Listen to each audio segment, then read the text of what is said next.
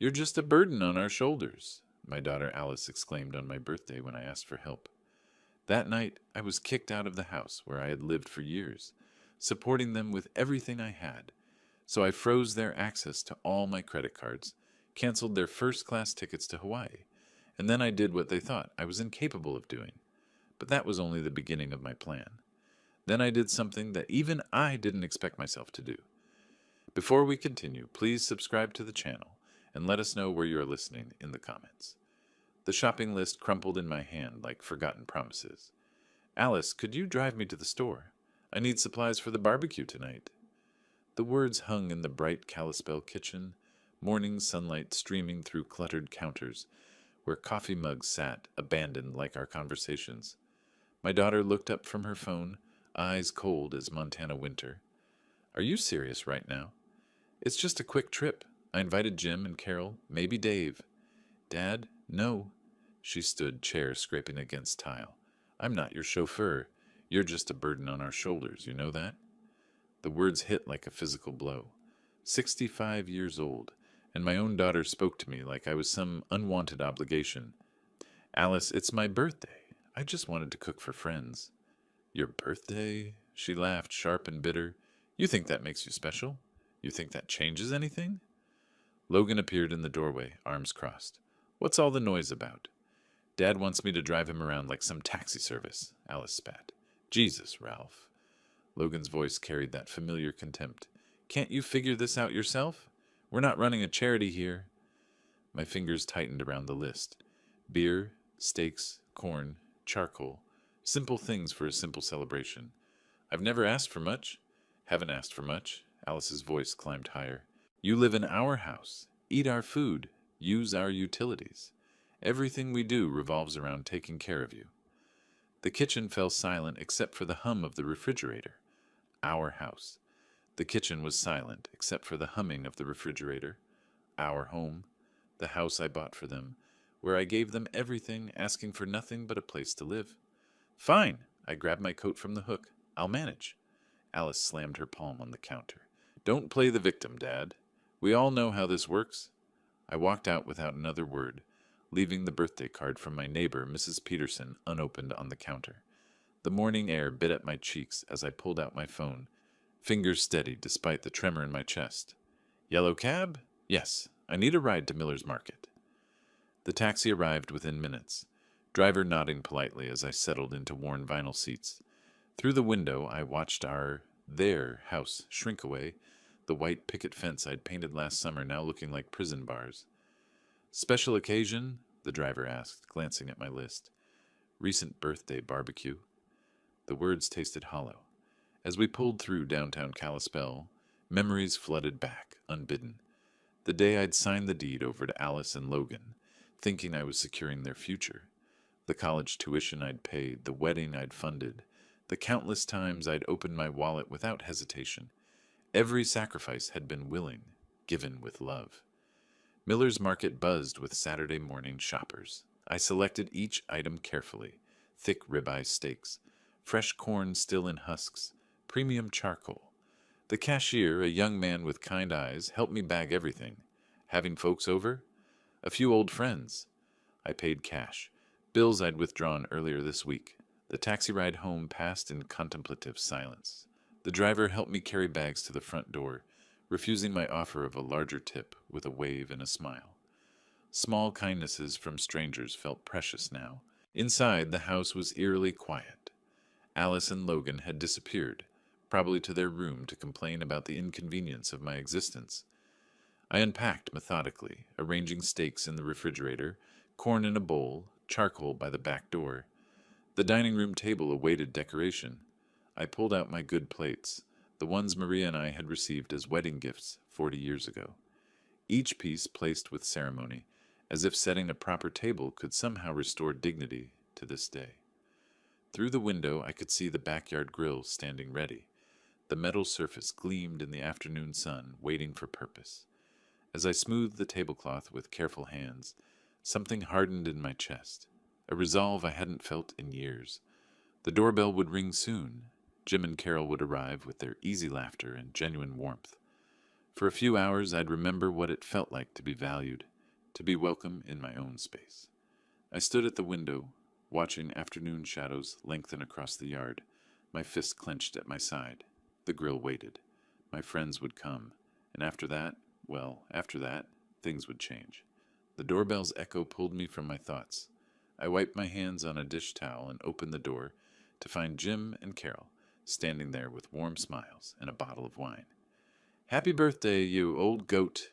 Jim clapped my shoulder while Carol kissed my cheek, her perfume a gentle reminder of better times. "Thought we'd never get here," Carol laughed. Traffic was murder coming through town. Dave arrived moments later, carrying a six-pack and wearing his signature flannel shirt. "Ready to burn some meat, Ralph?"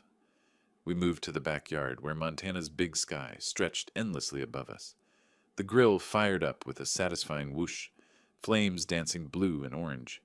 I arranged the steaks while Jim cracked open beers, the familiar ritual feeling sacred somehow. "Remember when we used to do this every weekend?" Dave settled into a lawn chair, legs stretched out. "Back when we thought we'd live forever." "Speak for yourself," Carol teased. "I'm still planning on it." Their laughter filled the air like music. This was what I'd wanted. Simple friendship, easy conversation, the comfort of being understood.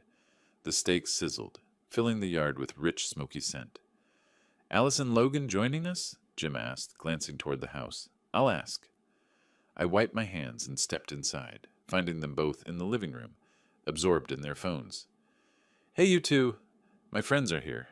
Want to come out and—" Alice looked up, her expression sour. "No thanks.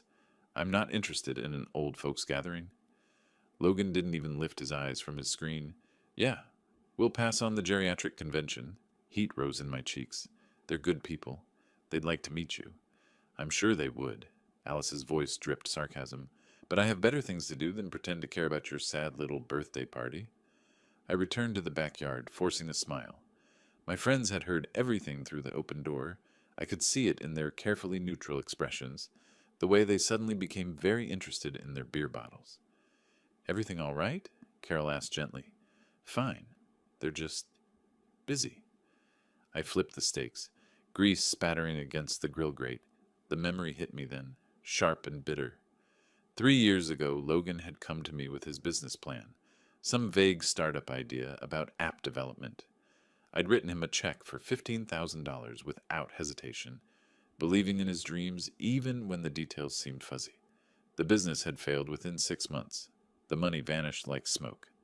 "These steaks look perfect," Dave said, clearly trying to lighten the mood. I served them on my good plates, the same ones I'd arranged with such care earlier. We ate in companionable silence, the food tasting like ash in my mouth, despite their compliments. "Well," Jim said eventually, checking his watch, "we should probably head out soon. Carol's got her book club tomorrow." "Of course." I stood, beginning to clear plates. "Let me walk you to the gate." They gathered their things with the practiced efficiency of people accustomed to awkward exits. At the front door, Carol squeezed my hand. "Thank you for a lovely evening, Ralph. The steaks were wonderful." "Happy birthday, friend." Jim's handshake lingered. "Take care of yourself." I walked them to the gate, watching their taillights disappear into the Montana dusk. The evening air carried the scent of cooling charcoal and fading hopes. Birds settled into trees with final chirps, the day officially ending. Back inside, I found Alice and Logan waiting in the living room, arms crossed like judges preparing to deliver a verdict. The front door stood firmly closed behind me, as if sealing off the life I was leaving behind. "Nice party," Alice said, her voice sharp with mockery. "Really showed us how important you are." Logan smiled, cold and calculating. "Yeah, Ralph. Real impressive guest list." I stood there, hands still smelling of smoke and disappointment, feeling something dangerous stirring in my chest. The open door framed the darkness outside, promising possibilities I hadn't dared imagine before tonight. The dining room table still held the remnants of celebration, crumpled napkins, empty glasses, the ghost of better times. One paper napkin had fallen to the floor, forgotten and alone. I closed the door with deliberate care, the click echoing through the house like a decision being made. The evening chill crept through the closing door as I stepped into the dimly lit living room. Alice and Logan stood there like sentinels, arms folded across their chests, faces set in hard accusation. The television flickered blue light across their rigid forms. "Really nice show you put on out there," Alice began, her voice sharp as winter wind. Logan stepped forward, jaw clenched. "What the hell were you thinking, Ralph? Bringing those old fools into our house? They're my friends." My voice remained steady, though something cold settled in my stomach. "Good people who wanted to celebrate." "This is our house," Logan cut me off, pointing his finger like a weapon. "You live under our roof. You don't get to invite random people over whenever you feel like it." Alice nodded, eyes glittering with something that looked like satisfaction. "We didn't agree to host your little senior citizen social club. I cooked. I cleaned up. They didn't disturb anything." "That's not the point." Logan's voice rose, echoing off the walls. "The point is you don't make decisions here. You're a guest in this house, and guests don't throw parties." The word guest hung in the air like smoke. Guest. In the house I'd purchased for them 2 years ago when they couldn't afford rent after Logan lost his job. The house where I'd signed my name on the mortgage papers, believing family meant something.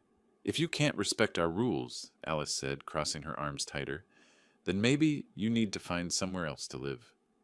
The silence stretched between us, broken only by the distant hum of the refrigerator and the soft murmur of late-night television.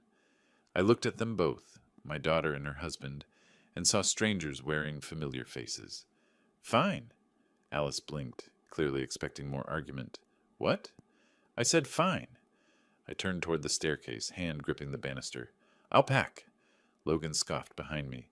"Don't be dramatic, Ralph. We're just trying to set some boundaries here." I climbed the stairs without responding, each step deliberate and measured. My room, the guest room apparently, waited at the end of the hallway. I pulled my old suitcase from the closet, the leather handle worn smooth by decades of business trips and family vacations. Clothes folded neatly into the case, toiletries gathered from the bathroom. The photograph of Maria and me from our last anniversary together, taken before the cancer took her. My fingers traced her smile as I wrapped it in a soft shirt. The memory struck me then, sharp and unwelcome. Alice's wedding day 6 years ago. The bill for the reception had been staggering. $28,000 for flowers, catering, photography. The works. I'd written the check without hesitation, watching my daughter dance in her white dress, believing I was investing in happiness. "Worth every penny," I told Maria that night, both of us exhausted but smiling. Now Alice wanted me gone for having friends over for dinner. I zipped the suitcase closed, the sound sharp in the quiet room. My wallet, thick with the cash I'd withdrawn for the birthday barbecue. Car keys. No, the car was registered in both our names now. Another gift, another chain I'd forged myself. Downstairs, Alice and Logan had returned to the couch, pretending to watch television. Neither looked up as I approached, suitcase wheels rolling softly across the hardwood floor. I set my house key on the coffee table with a gentle click. The metal caught the TV's blue glow for a moment before settling into shadow. "Ralph," Alice started, but I was already walking toward the door. "Where are you going?" Logan's voice carried a note of something that might have been uncertainty. I opened the front door, cool night air rushing in to fill the space between us. "Out!" The door closed behind me with the same deliberate care I'd used before. But this time I was on the other side of it, suitcase in hand, standing on the porch of a house that was no longer my home. The street stretched away into darkness, streetlights casting pools of yellow on empty pavement. Somewhere in the distance, a dog barked once and fell silent. I took my first step away from the house, wheels of my suitcase beginning their rhythmic rumble against the concrete. The night air tasted of freedom and uncertainty in equal measure.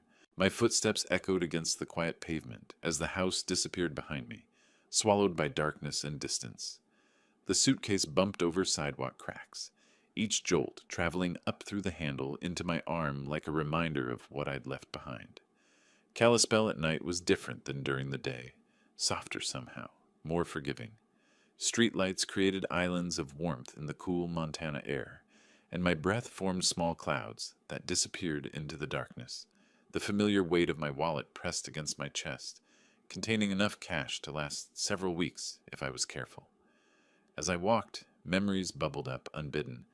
Alice at 18, sobbing in my kitchen after her first heartbreak. I'd held her while she cried, promising that things would get better, that she deserved someone who would treat her with respect. The irony wasn't lost on me now. The sidewalk stretched ahead, leading toward the commercial district where I knew there was a modest motel. My legs, unused to such sustained walking, already ached with the effort, but something about the physical discomfort felt cleansing, each step a small act of rebellion against years of quiet submission. A car passed, headlights briefly illuminating my path before disappearing around a corner. The driver probably wondered about the old man walking alone with a suitcase, but I felt no shame. If anything, I felt more purposeful than I had in months. I passed the elementary school where Alice had attended kindergarten, its playground equipment casting strange shadows in the moonlight. I remembered picking her up here, her small hand in mine as she chattered about her day. When had that bright, loving child become the cold woman who'd ordered me from my own home? The memory of her mother's funeral hit me like a physical blow. Alice, devastated and lost, leaning against me as dirt fell on Maria's casket. I'd promised to take care of her, to make sure she never felt alone or abandoned. For 2 years after Maria's death, I'd been Alice's anchor, helping her navigate grief, supporting her through therapy, being present whenever she needed me. And this was how it ended, with house keys on a coffee table and a suitcase rolling down an empty street. The neon sign of the Pine Lodge Motel buzzed softly in the distance, its red letters spelling out vacancy like a welcome. My pace quickened slightly, though whether from eagerness or exhaustion I couldn't tell. The night clerk, a young woman with tired eyes and a genuine smile, checked me in without judgment. Room 12. Quiet spot in the back. The key was old-fashioned metal, heavy in my palm. Real keys for real doors. Something solid and honest about that. Room 12 smelled of pine cleaner and faded cigarette smoke. A single bed with a floral comforter. A small table with 2 chairs. A bathroom barely large enough to turn around in. It wasn't much, but it was mine for the night. I unpacked methodically, hanging shirts in the narrow closet, arranging toiletries on the bathroom counter. The photograph of Maria went on the nightstand, her smile keeping me company in the strange room. When everything was organized, I lay on the bed, fully clothed, hands folded behind my head, staring at the ceiling. Water stains formed abstract patterns above me, and somewhere in the walls, pipes gurgled quietly. Under the vast Montana sky, dotted with stars like forgotten hopes, I pieced together the years of quiet giving, now fueling this quiet fire within. Alice's college tuition, $43,000. Logan's car when he lost his sales job, $18,000. The down payment on their first apartment, $12,000. Wedding costs, emergency loans, Christmas gifts, birthday checks. How much had I given over the years? How much of myself had I poured into their lives, believing that love was measured in dollars and sacrifice? My breathing steadied as something crystallized in my chest. Not anger. Anger was too hot, too unfocused. This was something cooler, more deliberate. A quiet certainty that I was done being treated like a burden by people who'd built their lives on my generosity. The ceiling stared back at me, offering no answers but somehow confirming what I already knew. Tomorrow would be different. Tomorrow I would stop being the man who gave everything and asked for nothing.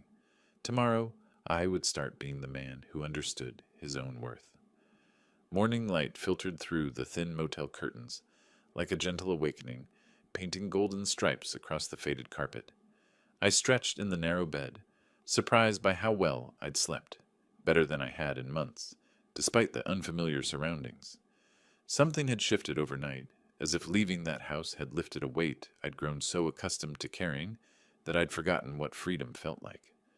I dressed quickly, hands steady as I buttoned my shirt. The mirror above the dresser reflected a man who looked different than the one who'd checked in last night. Same face, same graying hair, but something in the eyes had changed. Purpose, determination. The room phone sat on the nightstand, black and solid with real buttons. I dialed the taxi company, speaking clearly into the receiver. Yes, Pine Lodge Motel. I need a ride to First National Bank on Main Street. 10 minutes, came the reply. Outside, Kalispell was waking up. The taxi arrived promptly, driver nodding as I settled into the back seat. Through the window, I watched the town come to life, coffee shops opening, people walking dogs, children waiting for school buses, normal morning rhythms of a community I'd been part of for decades, but somehow never truly belonged to. Business at the bank? The driver asked, glancing in the rearview mirror, taking care of some accounts. The bank's marble lobby echoed with the sound of my footsteps. Fluorescent lights hummed overhead, casting everything in stark, honest light. The morning teller, a middle-aged woman with kind eyes behind wire-rimmed glasses, smiled as I approached. "Good morning. How can I help you?" "I need to block access to my credit cards for specific authorized users." She paused, fingers hovering over her keyboard. "Are the cards lost or stolen?" "No. I want to remove access permissions for two people, my daughter Alice King and her husband Logan King." Her eyebrows rose slightly. "Sir, that's quite unusual. Are you certain about this? Family financial disputes can be complicated." "I'm certain." My voice carried no hesitation. "They no longer have my permission to use my accounts." The teller nodded slowly, professional discretion taking over. "I'll need to see identification and verify your account details." Papers shuffled across the counter. Forms to sign, authorizations to revoke, signatures to witness. Each pen stroke felt like another chain breaking. As buildings blurred past during my cab ride here, a sense of liberation had washed over me, sharper than the sunlight piercing the glass, marking the end of endless concessions. The memory surfaced as I signed the final document. Just 2 months ago, Alice had called in tears about wanting to renovate their kitchen. The estimate was $12,000. I transferred the money that same day, no questions asked, believing that investing in their home was investing in our family's future. Their kitchen, their home, their future. Not ours. Never ours. "The changes will take effect immediately," the teller explained, sliding the paperwork into a folder. "All cards linked to your accounts will require your direct authorization for any future use." "Perfect." I walked back outside, the morning air crisp and full of possibility. Another taxi waited at the curb. I'd called ahead, planning each step with newfound clarity. The driver held the door open, and I settled into the familiar vinyl seat. "Back to Pine Lodge?" "Yes." As the bank receded in the rear window, I felt something I hadn't experienced in years, the satisfaction of making a decision purely for myself. No consultation, no guilt, no second guessing. Just clean, decisive action. The taxi pulled away from the curb, merging into the midday traffic. In my pocket, my phone began to vibrate. Once, twice, 3 times. I didn't need to look to know who was calling. The phone buzzed against my leg like an angry wasp as the taxi navigated through downtown traffic. I pulled it from my pocket, Alice's name flashing on the screen with each insistent ring. The driver glanced in the mirror but said nothing. Focusing on the road ahead, I swiped to answer. "What the hell did you do?" Alice's voice exploded through the speaker before I could say hello. "My card was just declined, at Nordstrom. Do you have any idea how embarrassing that was?" "Hello to you too, Alice. Don't you dare take that tone with me. I was buying heels for a work presentation, and the cashier had to cut up my card right there in front of everyone." The taxi hit a pothole, jostling me against the worn seat. Through the window, Kalispell's main street rolled past, the same shops where Alice had dragged me countless times, credit card in hand, purchasing things she claimed were necessities. "How does it feel?" I asked, voice steady as mountain stone. "How does what feel? Being humiliated by my own father? Being a burden? Being an embarrassment?" I let the words sink in. "Yesterday you told me I was just a burden on your shoulders. Today you're calling because you can't buy shoes with my money." Silence stretched across the connection. The taxi driver pretended not to listen, but I caught his eyes in the mirror. He'd heard enough family drama in his back seat to recognize the sound of relationships fracturing. "This is different," Alice's voice returned, higher now, edged with something that might have been panic. "You can't just cut us off. We have expenses, obligations." "So did I, for 20 years. The memory flashed. Alice at 25, calling from a boutique in Seattle where she'd found the perfect dress for some charity gala. $300 for a single evening. I'd given her my card number over the phone without hesitation, believing that her happiness was worth any price. "Dad, you're being ridiculous. This isn't how family works. You're right. I watched a mother pushing a stroller past a bus stop, her toddler pointing excitedly at a passing dog. Simple joy, uncomplicated by manipulation or guilt. Family doesn't work by calling each other burdens. Family doesn't work by kicking people out of their homes for having friends over. We didn't kick you out. You chose to leave. After you told me to find somewhere else to live. Her voice cracked slightly. That's not... We were just frustrated. You can't. I can? The words felt foreign in my mouth. When was the last time I'd said them to her? I can make my own decisions about my own money. Seems like a burden you'll have to carry now. I ended the call with a soft touch, the phone falling silent in my palm. The taxi continued its steady progress through town, passing the library where I'd taken Alice for story time 30 years ago, the park where she'd learned to ride a bicycle with my hand on her back for balance. As her voice faded into static, the road stretched ahead like a path to newfound boundaries, each bump echoing the finality of my words. Everything all right back there? The driver asked, getting better by the minute. The Pine Lodge Motel sign came into view, its neon letters bright against the Montana sky. But as we approached, I noticed a figure standing near the entrance, tall, broad-shouldered, arms crossed in a posture I recognized all too well.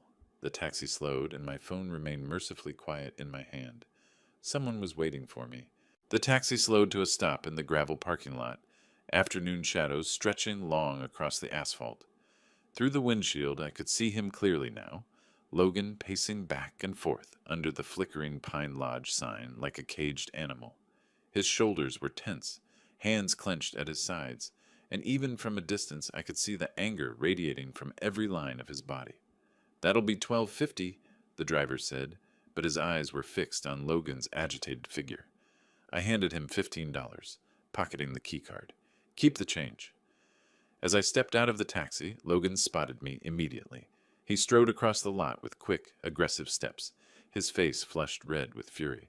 "Ralph, what the hell do you think you're playing at?" I closed the car door calmly, facing him as he approached. The afternoon air carried the scent of dust and distant pine trees, a peaceful contrast to the storm brewing in his eyes. "Logan, what brings you here? Don't act stupid with me." He was close enough now that I could see the veins bulging in his neck. "Alice's card got declined. Our airline confirmation just got canceled. You think you can just..." "I think I can make decisions about my own money." My voice stayed level, though my heart was picking up speed. Revolutionary concept, I know. Logan's hands rolled into fists, sleeves bunching like coiled springs. In that charged pause, as gravel crunched underfoot, memories surfaced of the loans I extended without question, like the time Logan's business partner embezzled $30,000, leaving him bankrupt and desperate. I'd written the check the same day he called, no questions asked, believing family meant covering each other's mistakes. "You senile old fool," Logan snarled, stepping closer. "You're going to fix this right now, or what?" I took a step back, not from fear, but to maintain distance. Logan lunged forward, grabbing for my shirt collar. But before his fingers could make contact, the taxi driver was suddenly there, stepping between us with the solid presence of someone who'd dealt with troublemakers before. "Hey now!" The driver's voice carried quiet authority. "That's enough of that." Logan stopped mid-reach, surprised by the intervention. "This is none of your business." "This gentleman paid his fare politely and treated me with respect," the driver said, not backing down despite being shorter than Logan. "You want to throw punches? Do it somewhere else. I won't stand by and watch you attack a decent man." The confrontation balanced on a knife's edge. Logan's face cycled through anger, confusion, and something that might have been shame.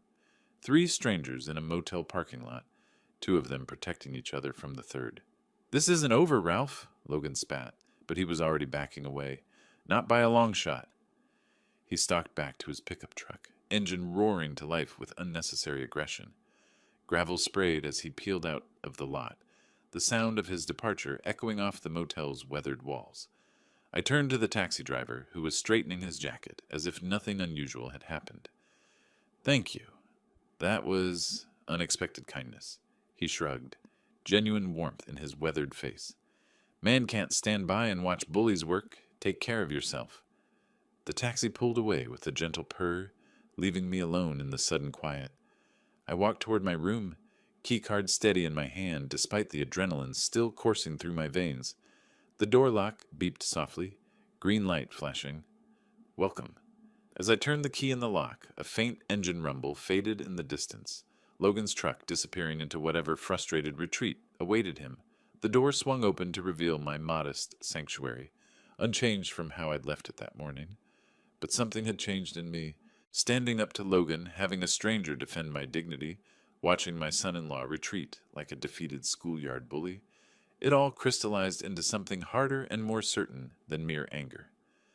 The door clicked shut behind me, sealing me into the quiet space where my real plans could finally take shape.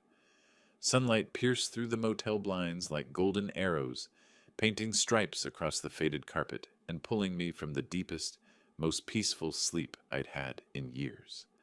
Yesterday's confrontation with Logan had left me feeling strangely energized rather than drained, as if finally standing my ground had unlocked reserves of strength I'd forgotten I possessed. I showered and dressed with deliberate care, choosing my best casual shirt and slacks. Today called for a certain dignity, a presentation of self that reflected the seriousness of my intentions. The man in the bathroom mirror looked older than his years, but carried himself with renewed purpose. The bus stop sat 3 blocks from the motel, marked by a simple metal sign and a small wooden bench. Kalispell's public transportation wasn't extensive, but it would get me where I needed to go. As I waited, watching early commuters hurry past with coffee cups and purpose, I felt no urgency.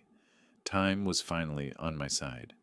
The bus arrived with a gentle wheeze of air brakes, driver nodding as I climbed aboard. Through the window, Montana's rolling hills stretched toward distant mountains, the landscape unchanged by human drama. The medical bills I'd covered just last month flashed through my mind. Logan's emergency room visit after a weekend hiking accident, $800 that had appeared on my credit card statement without warning or explanation. Downtown Legal District, I told the driver when he asked my destination. Big day ahead? You could say that. The law office of Morrison, Baker & Associates occupied the second floor of a historic brick building on Main Street. The receptionist, a professional woman with graying hair and kind eyes, scheduled me immediately when I explained my needs. Mr. Morrison can see you now, she said, leading me down a hallway lined with diplomas and photographs of Kalispell's legal history. James Morrison was younger than I'd expected, maybe 45, with the careful attention to detail that came from handling people's final wishes. His office smelled of leather and old books, wood paneling creating an atmosphere of serious business. Mr. King, I understand you'd like to revise your will? Completely rewrite it. I settled into the client chair, feeling the weight of the decision. I want to establish a charitable fund, instead of leaving everything to my family. Morrison's eyebrows rose slightly, but his expression remained professional. That's certainly your right. Are there specific charities you have in mind? Organizations that help seniors who've been abandoned by their families. People who need dignity restored. For the next hour, we worked through the details. Morrison explained options, consequences, legal requirements. With each clause revised, under the hum of fluorescent bulbs, a weight lifted, replacing years of quiet endurance with deliberate steps ahead. This is remarkably brave, Morrison said as I signed the final documents. Most people struggle to make changes this significant, especially regarding family. Most people haven't been called a burden by their own daughter. The pen scratched across official paper like carving new paths. Each signature felt like another door closing on my old life and opening onto something cleaner, more honest. The changes take effect immediately, Morrison explained, sliding copies into a manila envelope. Your assets will be held in trust, distributed according to your specifications upon your death. Your family will receive notification if they're named in any previous versions. Perfect. I shook his hand, appreciating the firm grip and direct eye contact. Lawyers, I'd learned, dealt with family drama as much as legal codes. Morrison had seen enough bitter inheritance disputes to recognize genuine resolve.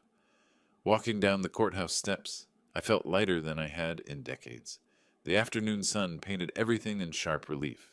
Storefronts, passing cars, people going about their ordinary days, unaware that somewhere among them, An old man had just reclaimed his life. My phone chimed softly in my pocket, a sound I'd grown to associate with fresh complications. I pulled it out, squinting at the screen in the bright Montana sunlight. The notification showed a calendar reminder, something I'd apparently set and forgotten. It was a reminder to call my sister in Oregon, a trip I'd postponed for years to prioritize Alice's endless needs.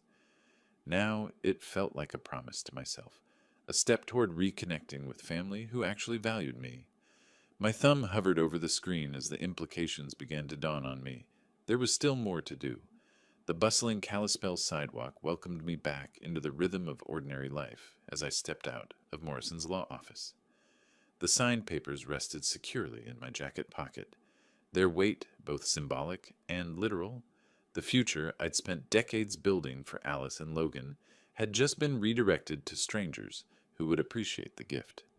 A city bus wheezed to a stop at the corner, passengers filing on with the patient efficiency of people accustomed to small-town transportation schedules.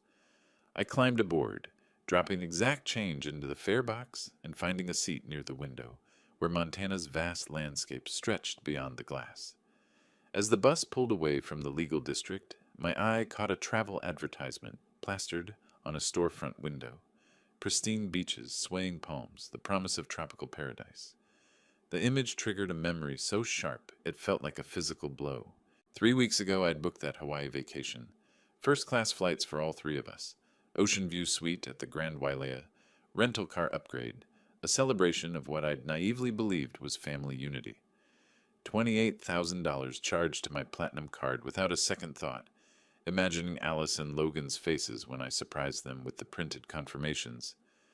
A family trip, I told myself, to heal old wounds and make new memories. The irony tasted bitter now. Back in my motel room, I pulled out my phone and opened the airline app. The reservation appeared immediately. King party of 3, departing July 15th, returning July 22nd. Premium seats with extra legroom, priority boarding, complimentary champagne service. I tapped the cancellation button. "Are you sure you want to cancel this reservation?" The screen prompted. "Cancellation fees may apply." My thumb hovered for exactly 1 second before confirming. The hotel booking came next. 7 nights in paradise, now reduced to a confirmation email, marked "Cancelled" in red letters. As confirmations piled up on the screen, amid the quiet hum of the air conditioner, a quiet satisfaction bloomed, rooting deeper than the regrets I'd carried for years. Each canceled reservation felt like another shackle falling away, another decision made purely for my own peace of mind. The phone's contact list scrolled past dozens of names before I found the one I wanted. Jim Harrison, my oldest friend, and one of the few people who'd witnessed last night's humiliation firsthand. His number dialed immediately. "Ralph, how are you holding up after yesterday?" "Better than expected, actually. Jim, would you be free for coffee this afternoon? There's something I need to tell you." "Of course. The usual place?" "Murphy's Cafe on 3rd Street. 2 hours good for you?" "Perfect. I'll see you there." I ended the call and pocketed the phone, glancing at the bedside clock. 45 minutes until our meeting. Enough time to process the morning's decisions, to prepare for the conversation that would mark yet another step away from the man I'd been and toward the person I was becoming. The cancellation emails had stopped pinging, leaving the room in blessed silence. Outside, Kalispell continued its unhurried pace, unaware that somewhere in room 12 of the Pine Lodge Motel, a man was systematically dismantling every bridge he'd built to ungrateful children. I straightened my collar and checked my reflection in the bathroom mirror. The face looking back still belonged to Ralph King, but the eyes held something new, a clarity that came from finally understanding the difference between love and enabling, between family loyalty and self-respect. The clock showed 1:30. Time to go meet the only person from yesterday's gathering who'd actually seemed happy to see me. The brass handle of Murphy's Cafe felt solid and welcoming as I pushed open the door, afternoon sunlight giving way to the warm amber glow of Edison bulbs and exposed brick walls. The aroma of fresh ground coffee beans and baking pastries wrapped around me like an old friend's embrace, a stark contrast to the sterile efficiency of the law office and the lonely quiet of my motel room. Jim was already there, rising from a corner table with the same genuine smile that had made him such good company at yesterday's disaster of a birthday party. His handshake was firm, his eyes carrying the kind of concern that came from decades of friendship. "Ralph, my friend, you look—" He paused, studying my face. "Different. Stronger somehow. Funny how a good night's sleep and some hard decisions can change a man's perspective." We moved to the counter where a barista with paint-stained fingers and kind eyes took our orders. Black coffee for Jim, a cappuccino for me, an indulgence I rarely allowed myself when Alice was always watching my spending like a hawk monitoring prey. Settled at our table with steaming mugs between us, Jim leaned forward with the patient attention of someone who'd witnessed enough life's upheavals to know when a friend needed to talk. "So tell me what happened after we left last night." Carol was worried. She said she heard voices from inside when we were saying goodbye. The words tumbled out like coffee beans from a broken bag. I described the confrontation in the living room, Alice's cold dismissal of our guests, Logan's assertion of dominance over their house.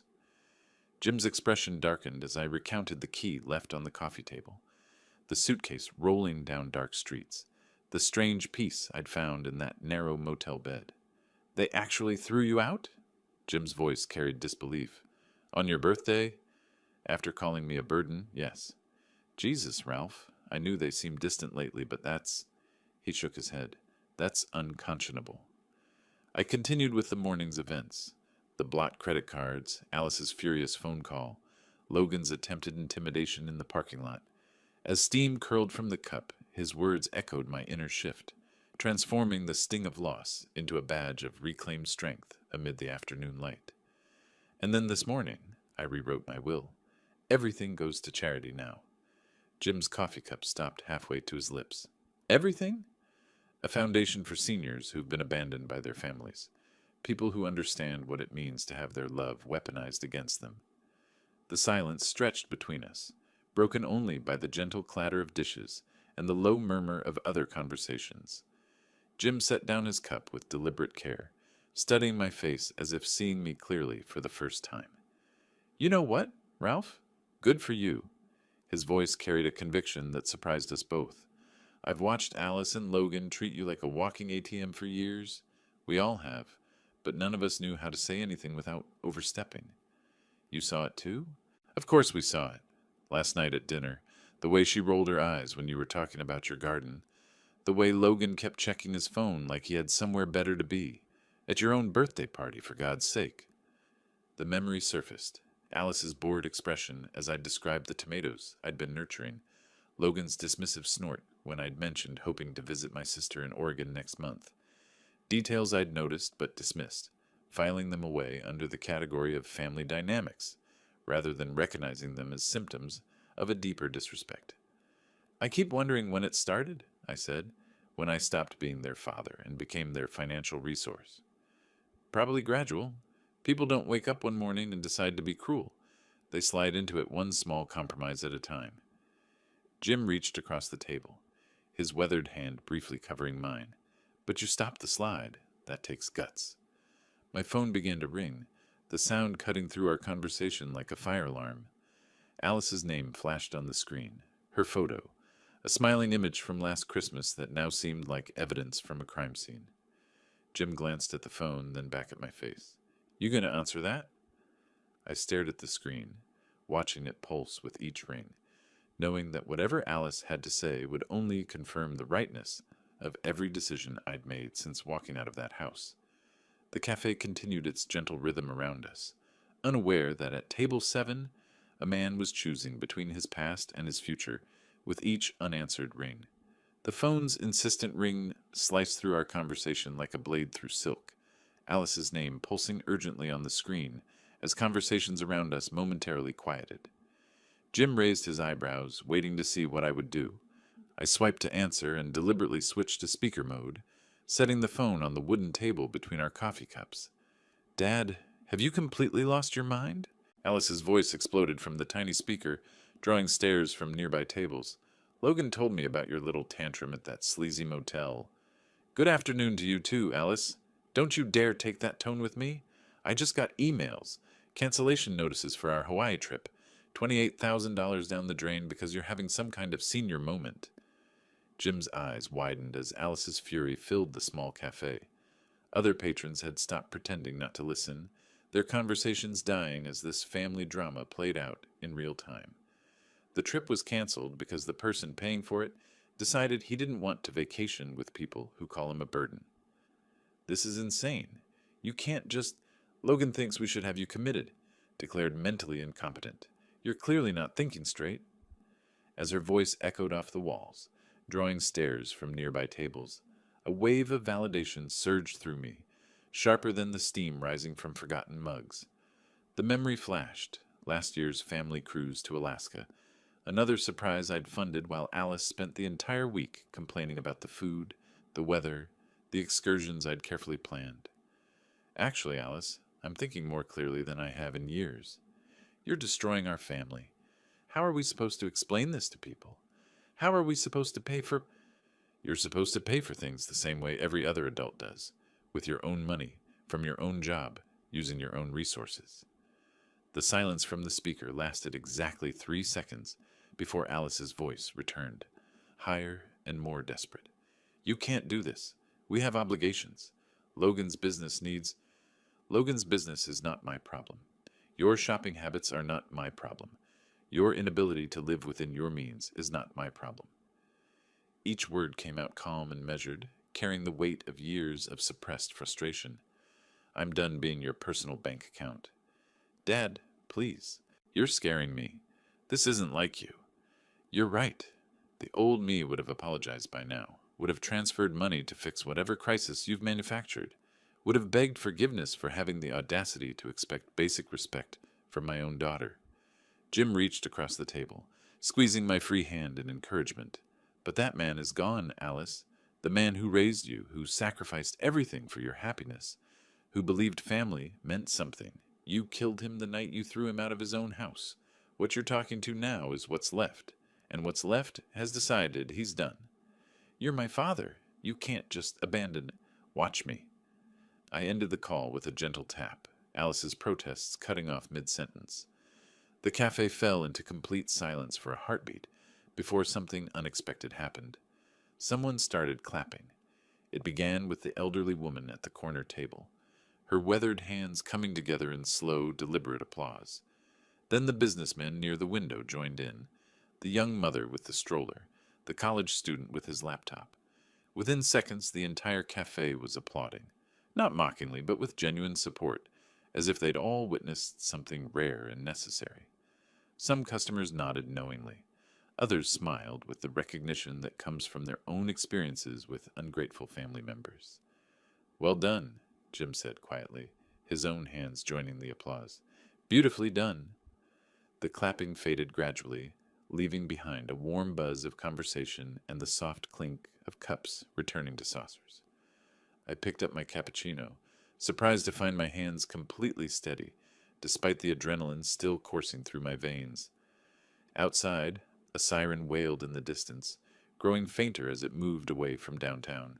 The sound blended with the gentle murmur of strangers who had somehow become witnesses to my liberation, their voices creating a symphony of ordinary life continuing around moments of extraordinary change.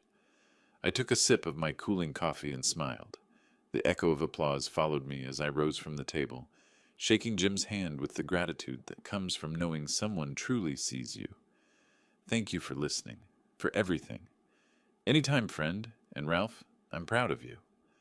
The next month unfolded like pages turning in a book I'd never dared to read. Within a week, I'd contacted Sarah Mitchell, Kalispell's most respected realtor, a woman whose confidence and no-nonsense approach reminded me of the person I was becoming. I want something that's completely mine, I told her as we drove through tree-lined neighborhoods, something with space to breathe. The house she showed me on Hillside Drive was perfect. A modest ranch with wide windows overlooking the Swan Mountains, a kitchen built for one person who actually enjoyed cooking, and a front porch that caught both sunrise and sunset. The previous owners had maintained it lovingly, leaving behind the scent of fresh paint and possibility. It has good bones, Sarah said as I signed the purchase agreement, like its new owner. Moving day came with the kind of crisp Montana morning that made everything seem possible. My possessions from the motel room fit into a single carload: clothes, toiletries, Maria's photograph, and the manila envelope containing my new will. Everything else, I was learning, had been unnecessary weight. With each mile under the vast sky, where pines whispered secrets of renewal, the chains of obligation dissolved, leaving space for breaths I'd long forgotten. I drove to Flathead Lake, hiked the trails I'd always promised myself I'd explore, discovered that solitude felt like freedom rather than loneliness. My phone buzzed occasionally with messages from Alice and Logan, apologies that felt calculated, pleas about mortgage payments and business expenses, accusations of cruelty wrapped in the language of family obligation.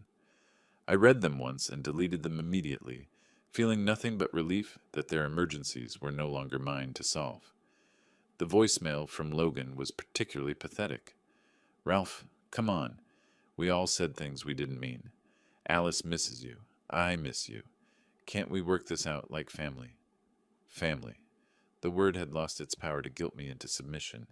Instead, I spent my days exploring my new freedom. The grocery store where I bought exactly what I wanted to eat. The hardware store where I selected tools for projects that pleased only me. The bookstore where I purchased novels I'd always meant to read. Finally having the mental space to enjoy stories that weren't dominated by other people's crises. 3 weeks into June, I stood on my new front porch, watching the sun set behind the mountains, a travel brochure fluttering in my hand. Scotland, Ireland, places I'd dreamed of visiting but never prioritized, because Alice always had more immediate needs for my resources. The brochure pages turned like new chapters, each destination representing choices I could make purely for joy rather than obligation. The evening breeze carried the scent of wildflowers and possibility, rustling through the pines with a sound like quiet applause. Behind me, my house waited with lights in the windows and dinner on the stove, a life-sized, exactly to fit one man who'd finally learned the difference between being alone and being lonely. Tomorrow I might call a travel agent. Next week I might take that photography class I'd seen advertised at the community center. The future stretched ahead, unencumbered by guilt or the exhausting mathematics of keeping ungrateful people happy. For the first time in decades, my time belonged entirely to me. As darkness settled over the mountains and stars began to emerge in the vast Montana sky, I folded the travel brochure and tucked it into my shirt pocket, next to my heart. The night was quiet, except for the gentle sigh of wind through the trees, and the distant call of an owl claiming its territory. I had claimed mine, too. If you liked this story, please like this video, subscribe to the channel, and share your impressions of this story in the comments. To listen to the next story, click on the box on the left. Thank you for watching,